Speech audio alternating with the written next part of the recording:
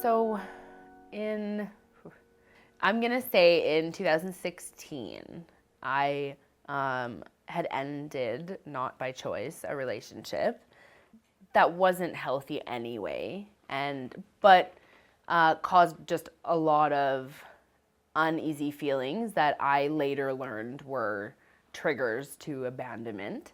And I honestly just kind of started hanging around different people that I normally wouldn't, partially because I was advised by her to not hang out with them, so it mostly encouraged me to.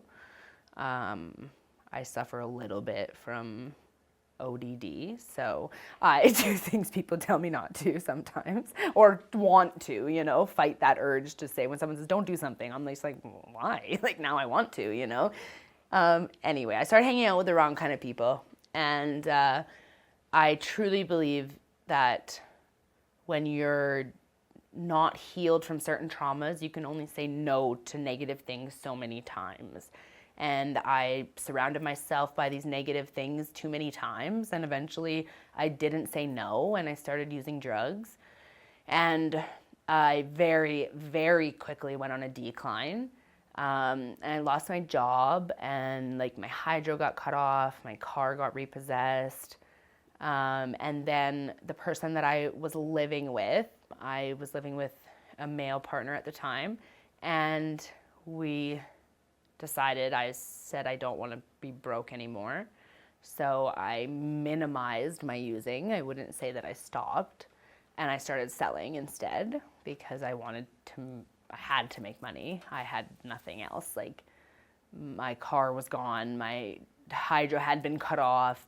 So I started selling drugs, and like 6 months after that, we both got arrested. He was incarcerated and I was let out on bail, where I wouldn't say forcefully, but by no other choice, continued to sell drugs because it was the quickest thing to do. I needed to make money today, not in 3 weeks after getting a job. So I continued to do that by myself, but from then I wasn't using, I was sober.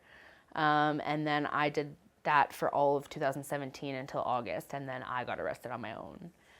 And then I got convicted to a year of provincial time, so a prison sentence, which I later found out was because I was still a part of an investigation. So it was actually a part of their plan for me to be released after only 1 year with no probation. Nobody could believe why I got this sentence, and it was probably should have been a red flag for everybody that was still involved, that they were being watched, but it wasn't. So when I got out of my 1 year sentence, I was picked up by these people who I worked for and continued doing the same thing, and was out for 84 days because of the investigation. I came out right into the thick of it. And I was out for 84 days, and they issued 16 search warrants, arrested 10 people in a matter of 2 hours all across Canada. And we were all incarcerated all at the exact same time. And just because of the nature of the crime and the fact that it was considered organized crime, it classified me. And because I had already done a provincial sentence, I got a long sentence, a lot longer, and had to do federal time.